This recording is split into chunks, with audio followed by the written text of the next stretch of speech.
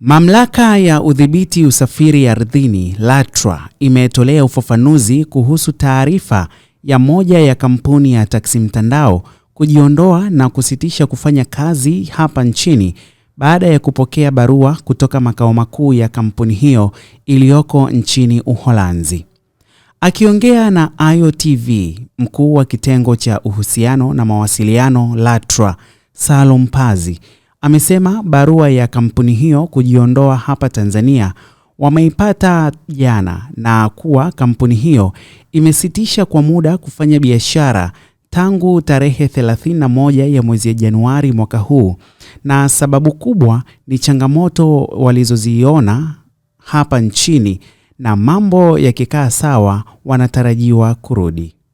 Ni kweli kama ambavyo imeonekana katika vyombo mbalimbali vya habari na mitandao ya kijamii, taarifa ambazo zinaelezea kuhusu kampuni ya taksi mtandao ya Uber kujiondoa au kusitisha shughuli zake hapa nchini. Tunapenda kwanza kuthibitisha kwamba ni kweli mamlaka ya udhibiti usafiri ardhini LATRA tumepokea barua rasmi kutoka kampuni hiyo, barua iliyoandikwa na ofisi za Uber BV zilizopo Amsterdam nchini Netherlands, ambapo wametuandikia barua ya tarehe 30 Januari 2026 siku ya Ijumaa. Barua hiyo tumeipokea siku ya Jumatatu tarehe 2 mwezi wa pili mwaka 2026, ambapo barua hiyo imetutaarifu rasmi kwamba kampuni ya Uber inasitisha kwa muda, na hapo napenda nieleze vizuri, sio kwamba imesimamisha kabisa au imejiondoa moja kwa moja, imesitisha kwa muda. Wametumia neno pause badala ya end, kwamba wamepause, kama wamesitisha kwa muda biashara zao kuanzia siku ya Jumamosi tarehe 31 mwezi wa kwanza mwaka 2026.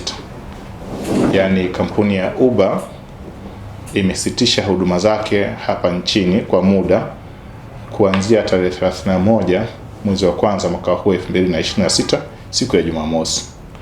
Kwa hiyo taarifa hiyo ni ya kweli, na sababu za kusitisha kwao ni kutokana na changamoto walizokutana nazo katika uendeshaji wa shughuli zao hapa nchini, au katika biashara ya uendeshaji wa shughuli zao hapa nchini. Lakini tunapenda kuwajulisha Watanzania na wadau wote kwa ujumla kwamba kwa kuwa wamesitisha kwa muda, hali hii ni ya kawaida ambayo huwa inajitokeza kwa kampuni mbalimbali kwenye utendaji wa kibiashara, kwa mazingira mbalimbali ambayo huwa inatokea. Wakati mwingine kampuni inaweza ikafanya maamuzi kama hayo ya kusitisha kwa muda, na tunataraji katika siku za usoni huenda tukawa nao tena kwenye biashara. Nadhani nafahamu sio mara ya kwanza jambo hili kutokea. Hata hawa Uber miaka ya nyuma walishawahi pia kusitisha na baadaye wakawa wamerejea, lakini kwa sasa hivi pia tunatarajia baadaye wanaweza tukawa nao tena katika soko la hapa Tanzania. Na upande wa pili, kuhusu watu ambao walikuwa wanatumia huduma hiyo na wadau kwa ujumla wa huduma za taksi mtandao, tunawatoa hofu kwamba soko la taksi mtandao sasa hivi hapa Tanzania linafanya kazi vizuri.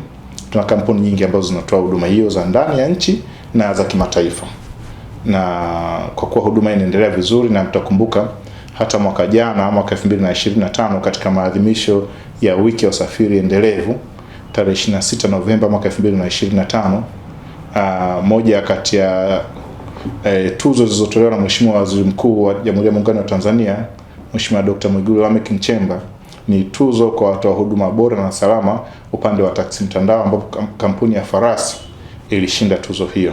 Kwa hiyo hii inatuonyesha tu kwamba kuna huduma inaendelea vizuri na kampuni ziko nyingi zinazoendelea kutoa huduma ya taksi mtandao hapa nchini. Kwa hiyo huduma itaendelea kuwepo kama kawaida, na tunatamani pia siku za usoni wenzetu hawa ambao wamesitisha kwa muda, tunatarajia wanaweza pia wakaja kujiunga na kuendelea na kutoa huduma hapa nchini.